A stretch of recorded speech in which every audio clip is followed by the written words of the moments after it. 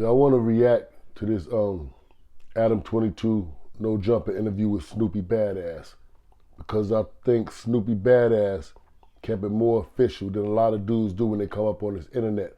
I think a lot of LA cats, when they get posed this question, they try to be real diplomatic, you know what I'm saying, and political, and would sound to me like not mess up their bag for whoever pocket they might got their hand in. So I don't think they be keeping it 100 as he doing this interview. Some of the things he said in this interview, if you go back and you hear when I talked about my time at LA County Jail, it's exactly what I said to the T. So let's get into this, and then I'm gonna come and tell you where I agree with him and where I disagree with him at. Basically said that all the out-of-state Bloods and Crips, that they're annoying and they're a joke, and that they should be happy that LA lets them even call themselves Bloods and Crips. Yes, I do. I agree with that because I felt no. I'm gonna tell you why. I'm gonna tell you why. I know some out-of-state Bloods and Crips that's real niggas. Feel me? Because they take care of their business. They handle their politics in their area and in their section. Like I respect Sauce Walker. He out of state Damu that I respect because, you know, he do his thing in his city and his section. He not putting his opinion in LA politics. My problems with the out of state Bloods and Crips that thinks they get an opinion in LA politics. You don't, my nigga. We don't give a fuck about your opinion when it comes to LA Blood, Crip, Paru, Brim, Sodanyo, whoever, any of us. We don't care, bro. You got to be from this soil for us to take what you say into consideration. And I was just saying that, bro, because I be seeing a lot of out-of-state Bloods and Crips thinking that they can give an opinion on our LA politics, and they can't. You can't. I mean, they can have an opinion about things in general, right? But like, no. They can have they can't have opinion. Like if Snoopy Badazz is getting politicked on, they can't speak on my shit. They can't even speak on the Munchie shit. They can't speak on the Nipsey shit. They can't speak on the Big U because they don't know what the going on, bro. Okay, I gotta stop it right here for a minute because I've spoken on this subject before in the past. Now, just as much as you all don't give a damn about our opinions about y'all goings-ons, I need you to understand that we all don't give a damn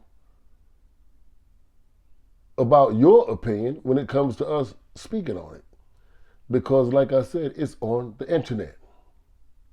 It's on the internet. I don't give a damn if anybody is in their feelings because I'm speaking on something that's on my TV. If it was really that personal and it was really that sacred, you all wouldn't put it out there and sell it to the world. That's what you're doing when you're putting up there for the views. You're taking your culture and you're monetizing it so it becomes a product.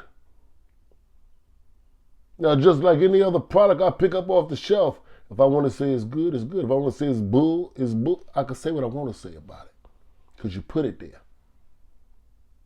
It's on my TV. Thousands of miles away from you. All I got to do is press a button and all your business come up. Don't tell me I can't talk about that. Well, you can tell me that all you want to. I ain't going to pay no attention. I'm still going to talk about it, and I know you ain't going to do nothing about it. Rolling 60s indictment. That was one of the biggest things to hit the internet this year. Now, for you to even fathom that I'm not supposed to be able to speak about that because I don't live there or I didn't grow up there, it makes me want to question the length of your school bus. You can't be serious. I'm not supposed to talk about the Lakers because I don't know the struggle that Bronny and LeBron put in to get to the NBA and how many hours they... No. The Lakers come on my TV, I'm going to call them trash. I'm a Knicks fan. Yeah. Trash. Anything come on my TV, I'm going to talk about it. It sounds just a notion. We're going to put this up there for monetization and hope we get 1 million subscribers. But they just better not say anything about it. They better not critique it. That's dumb, bro. Bro, it makes people want to question the length of your school bus.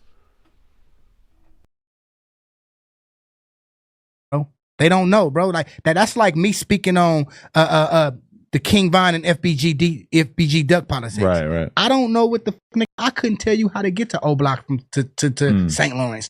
I don't know shit about Chicago, my nigga. Like I don't know they jails. I don't know how they think. I don't know how they politics. So if I speak on that shit, I'm gonna look like a fucking goofy, bro. And that's how I feel about the out-of-state Bloods and Crips. Like, you don't know Crenshaw, you don't know El Segundo, nigga, you don't know Rosecrans, nigga, you don't, like, nigga, you need a GPS to get around this shit, nigga. I mean, it creates some weird situations because, like, you remember when Tony Woolrich, the gay Crip from Texas, came on, and like he's a Hoover Crip from where he's from, I guess, and like the way Brick and Crip Mac are talking to him and stuff, they're just kind of laughing at him, like they can't.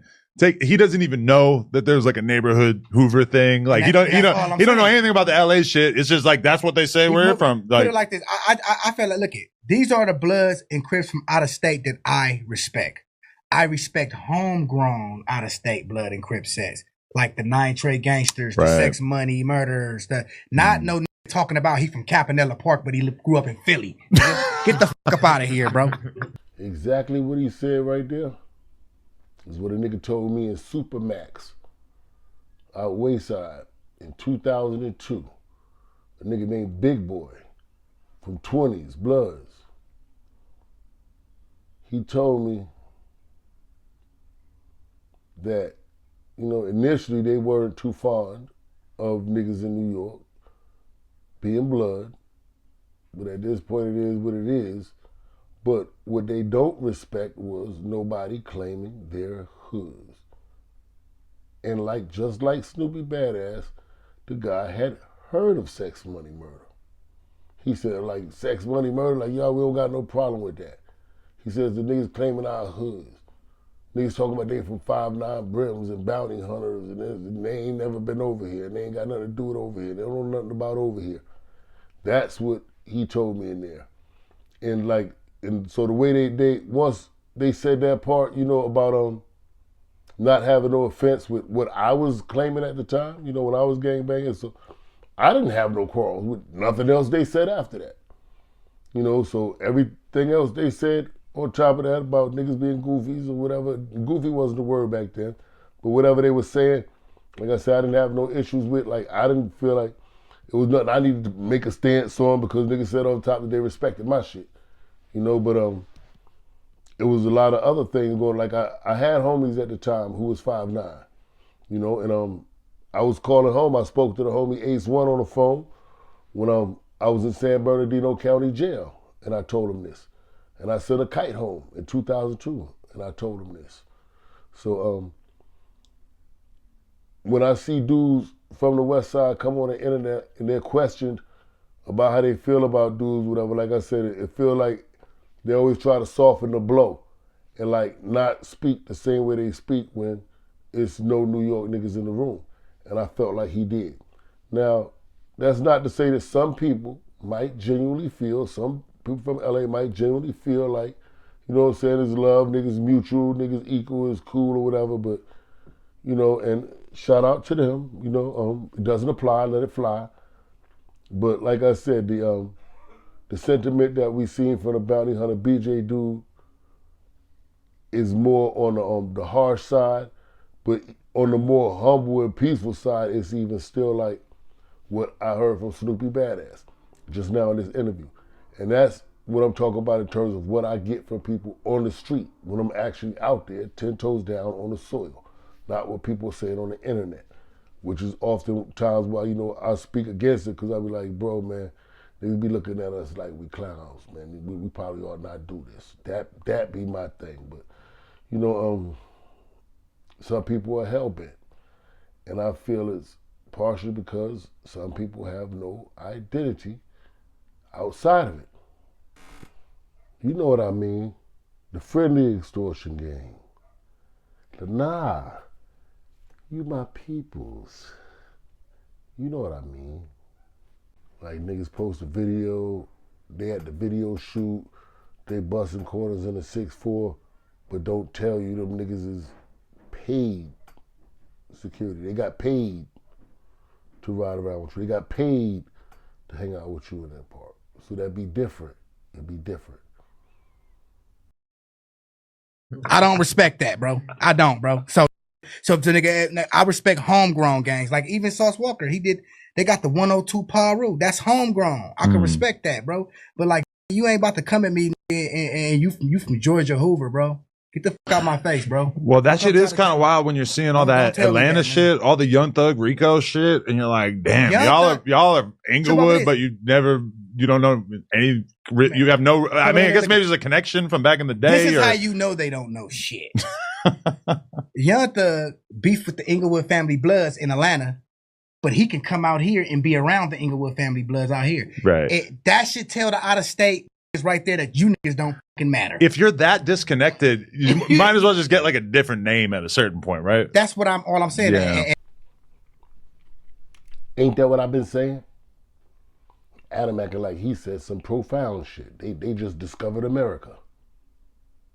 And that's what I'm talking about, the homegrown out of state sets, bro. Like nigga, claim your area. Nigga, if you want to be a blood, slap blood, Pyru, or Crip on that shit and do your own thing. You don't want to put these broke ass LA niggas in your shit. On Bloods.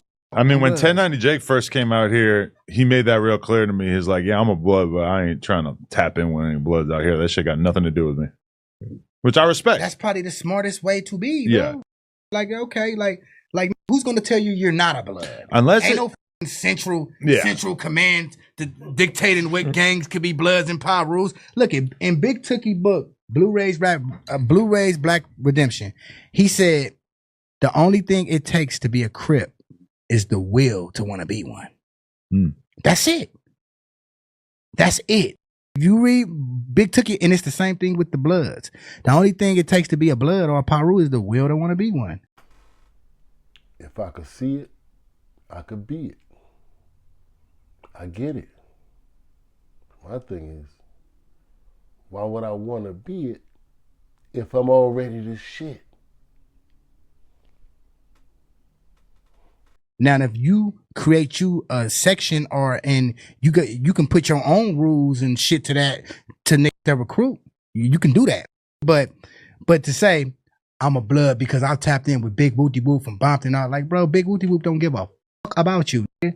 You are an ego booster. You know what I'm saying? And that's just what a lot of people need to understand, bro. Like, do your own thing, blood. If you want to be like me, can't nobody tell me I ain't a Bompton Pyru.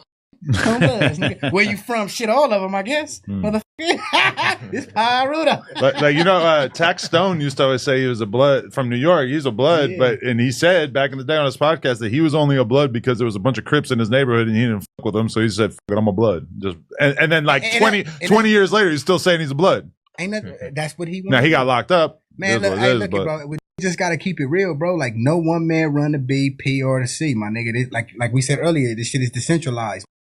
You know what I'm saying? And the narrative and the rules is gonna change depending on who you talk to. You feel me? It's all about who you talk to. Now the Soranos, on the other hand, they got one big system. Yeah, they shit different, bro. They shit is different, and I respect them because it's like look at G-Face, right? We all knew he wasn't from White Fence. We all knew he was a rat. But guess what though? You never not one time seen the White Fence essays get on this motherfucking internet and say he a snitch. We're gonna get him. I know that's weird, right? Why do we never see that happen? That because they gangsters. But it would have been so easy for them to just make one little Instagram video denouncing his ass. Because when they see him, they're gonna kill him. They not trying to get Rico like Big U. They're gonna kill Blood. I know sometimes I make you feel like I'm not on your side, but I really am. I want us to be able to do something better. What would happen if we did something better? Nobody wants to talk about that though.